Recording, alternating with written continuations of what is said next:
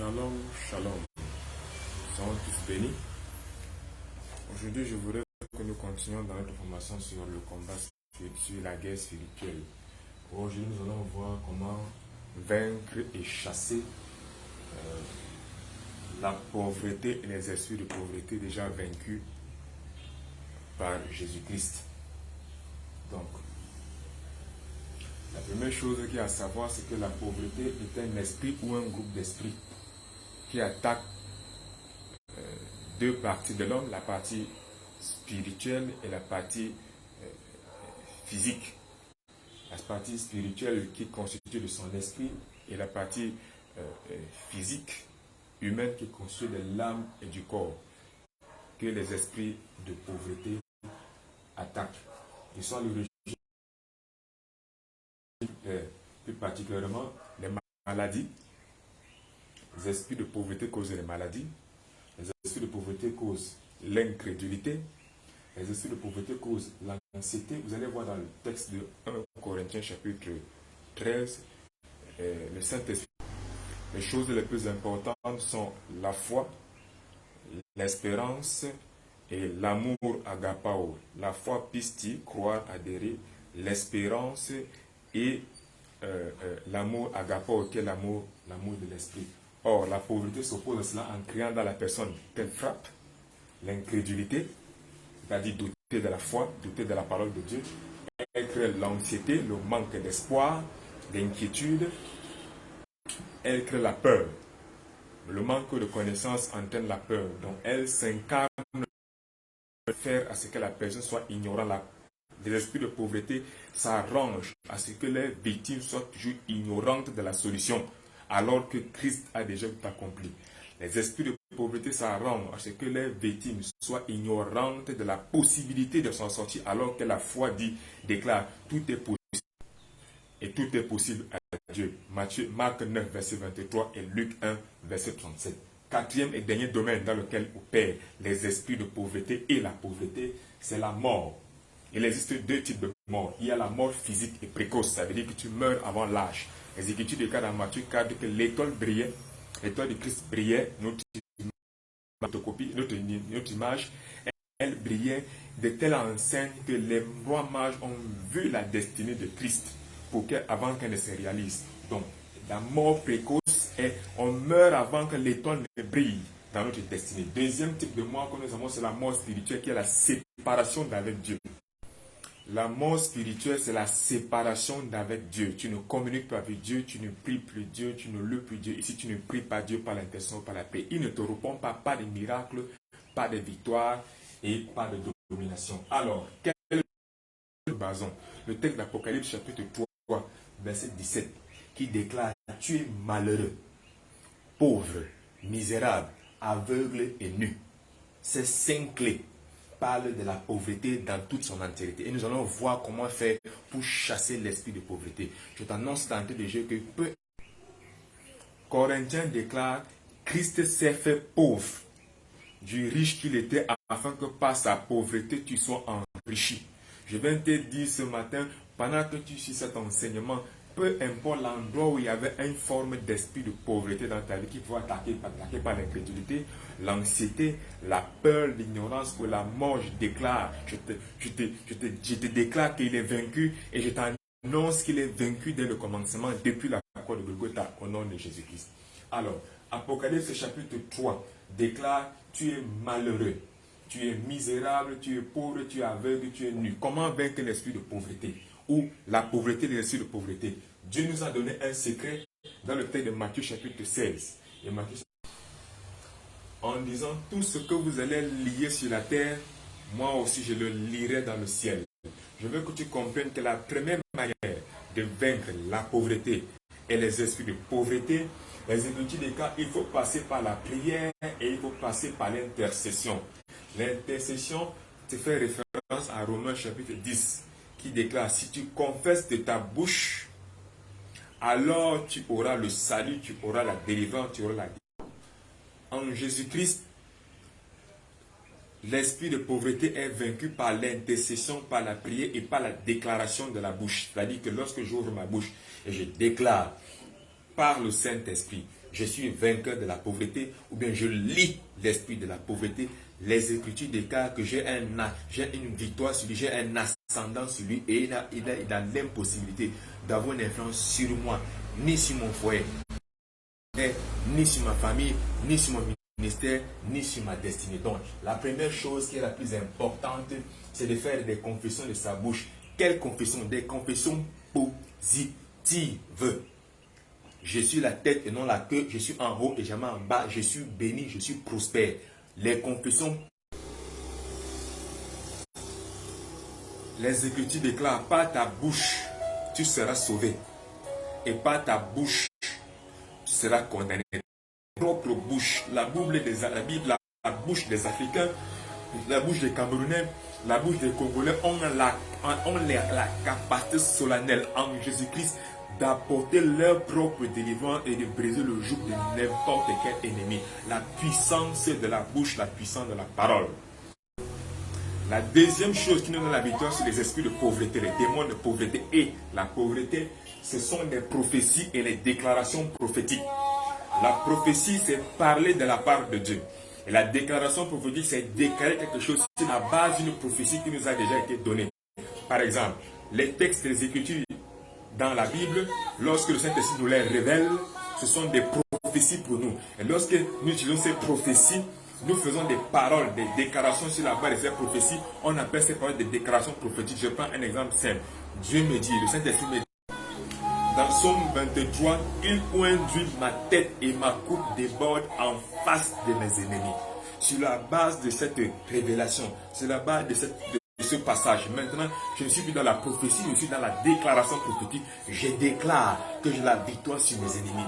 Je déclare que j'ai la victoire. Je déclare que l'onction qui est sur moi me donne une victoire sur la pauvreté, l'esprit de la pauvreté, les plans de pauvreté, les manifestations de pauvreté, les compagnies de pauvreté au nom de Jésus-Christ. Que cela soit sur ton partage, toi qui reçois cette vidéo, toi qui me vois à l'instant présent, au nom de Jésus-Christ. Troisième clé fondamentale que nous allons utiliser dans cette approche. Troisième approche, c'est lier et délier. Matthieu 16, verset 16 et Matthieu 18. On dit en grec louo et douo, c'est-à-dire que quoi? Lier et délier, supprimer. Ce qui est intéressant, c'est que nous devons supprimer l'esprit de pauvreté pour s'aimer. Nous chassons l'esprit de pauvreté pour implanter l'esprit de la prospérité. Nous chassons l'esprit de pauvreté dans ta vie pour implanter l'esprit de la richesse.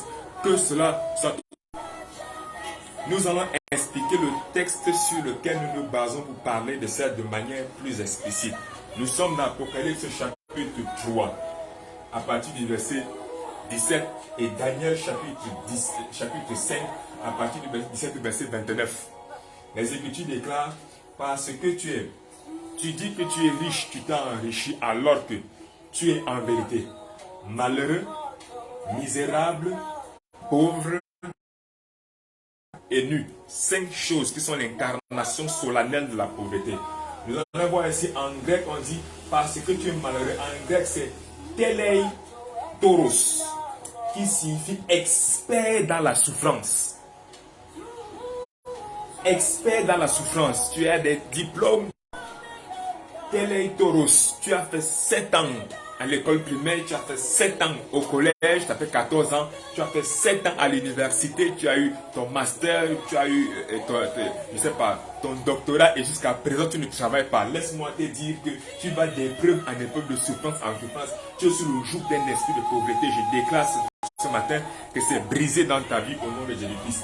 Telei toros, qui signifie expert dans la souffrance, d'épreuve en épreuve. On a volé ta maison, on a volé ton épouse, on a volé ton enfant. Ce sont des symboles de l'esprit de pauvreté sous la base de télétrophes, c'est-à-dire expert dans la souffrance. Il t'amène toujours dans la souffrance. Il t'amène toujours dans la souffrance. Comme Naomi a perdu son mari, ses enfants, il a perdu ses 2 enfants.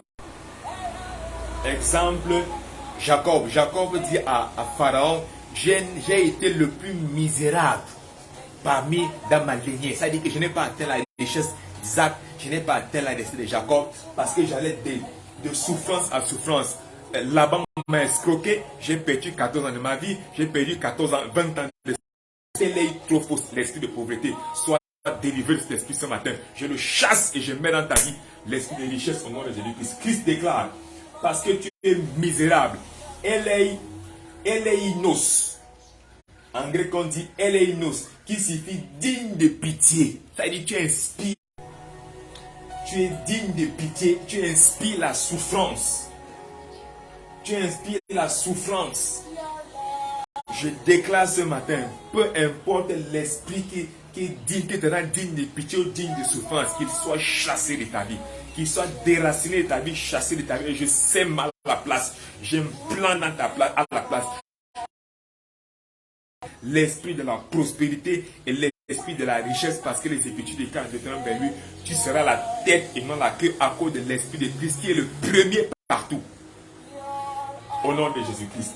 Deuxième symbole que Christ présente pour tous ceux-là qui adorent les richesses matérielles. Nous avons vu dans les vidéos précédentes les chrétiens charnels comment ils sont trompés par Satan et par les démons. Nous avons vu comment les chrétiens irrégénérés, les personnes irrégénérées, comment elles sont trompées par l'ennemi. Voilà un symbole particulier de cette tromperie. C'est le eleinos qui signifie digne de pitié, digne de souffrance. Maintenant, il y a une troisième catégorie de pauvreté dont Christ parle. C'est ici là proxo, tokos, autant pour moi, tokos, Christ ici dit pauvreté. On a écrit en français pauvreté, mais étymologiquement tokos, qui signifie manque de tout, réduit à la mendicité. Un enfant de Dieu ne doit pas mendier. S'il mendie, il supplie les gens, il est victime de l'esprit de pauvreté. Je déclare dans ta vie, c'est brisé au nom de Jésus-Christ. Un enfant ne mendie pas financièrement, il ne mendie pas le travail. C'est que tu es victime d'un esprit ou d'un groupe d'esprit de pauvreté qui te rend manquant de tout, qui te réduisent à la mendicité. Ta maison n'est pas équipée, ta famille n'est pas équipée, c'est un esprit de pauvreté.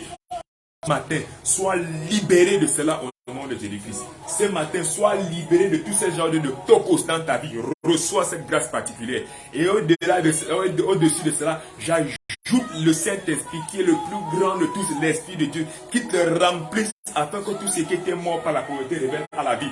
Tout ce qui était mort par la pauvreté, qui signifie manquer de tout, réduit à la mendicité. Je ne mendie pas les offrandes, je ne mendie pas les prières, je ne mendie pas les chrétiens, je ne mendie pas qu'on me suive. Et toi aussi, tu as un esprit supérieur en toi qui te rend au-dessus de la mendicité. Reçois cette victoire particulière au nom de Jésus-Christ.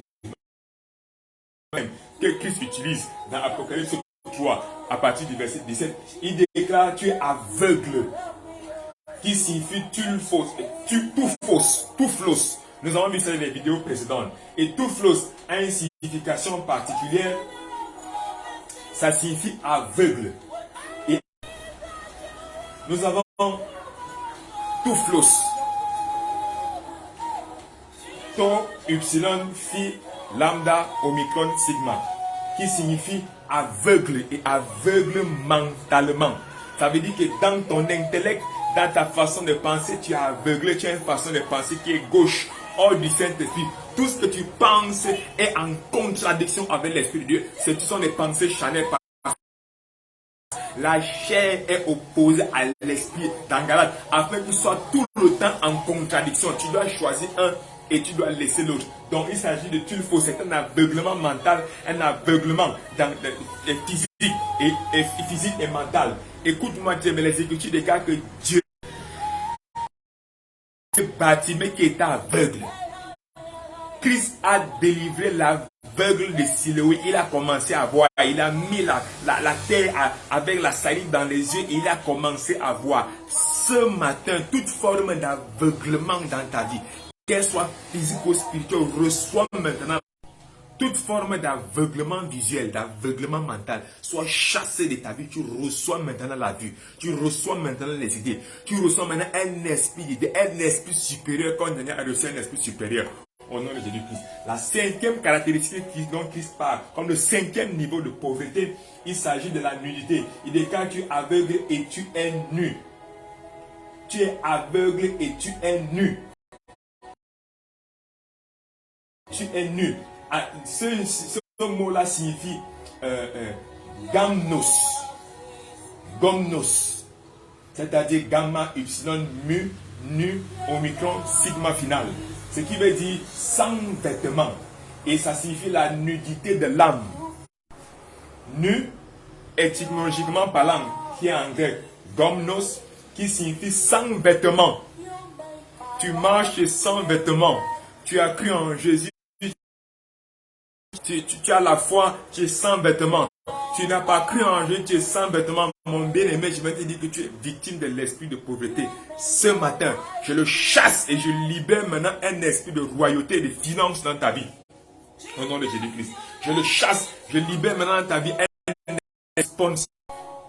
Je le chasse et je libère maintenant un esprit de finance dans ta vie.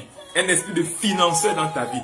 Un esprit de partenaire financier dans ta vie. Un esprit de sponsor dans ta vie. Un esprit d'investisseur dans ta vie. Reçois maintenant cette grâce particulière au nom de Jésus-Christ. Car la nudité, gomnos, c'est la nudité de l'âme dont le vêtement est le corps. Je suis venu t'annoncer une bonne nouvelle. Nous sommes dans 2 Corinthiens 8. 2 Corinthiens 9, les Écritures de car Christ s'est fait pauvre du riche qu'il était, afin que par sa pauvreté nous soyons enrichis. Il déclare encore dans Philippiens, je puis tout par celui qui me fortifie, et mon Dieu pourvoira à tous vos besoins. Or, je suis venu t'annoncer une bonne nouvelle ce matin. Je chasse toute forme d'esprit de pauvreté dans les divers domaines où ils peuvent arriver, que ce soit aveuglement, misère, souffrance, épreuve de souffrance. Je les chasse avec les esprits subordonnés, les esprits racines, les esprits alliés qui sortent de ta vie. Je libère dans ta vie le Saint-Esprit. Je libère dans ta vie la baraka. Je libère dans ta vie la bénédiction. Je libère dans ta vie la grâce. Je libère dans ta vie la paix.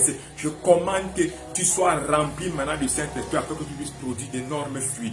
Des fruits en abondance. Servir Dieu en esprit et en vérité. Au nom puissant de Jésus-Christ. Alors toi qui viens de rencontrer Jésus-Christ, d'écouter la parole pour la première fois, tu vas répéter après moi, Seigneur Jésus-Christ, viens dans ma vie. Je t'accepte comme mon Seigneur, mon Sauveur, mon Maître et mon Guérisseur. Je renonce au diable, je renonce au péché, je renonce à la sorcellerie, je renonce à la pauvreté, aux pauvretés et aux esprits de pauvreté et tout ce qui est en rapport avec la pauvreté. Je crois en ton ultime sacrifice sur la croix, après être né, venu sur la terre et né de la Vierge Marie. Je crois que tu as été crucifié pour mes péchés et ceux du genre humain. Je crois que tu es mort et que tu as versé ton sang et ton sang nous a sanctifiés tous. Et le 3e jour, tu es ressuscité de mort. Je crois que tu es monté sur. Tu as apparu à plus de 500 personnes à la fois dans Corinthiens, que tu as apparu à Pierre, que tu as apparu à Jacques, que tu as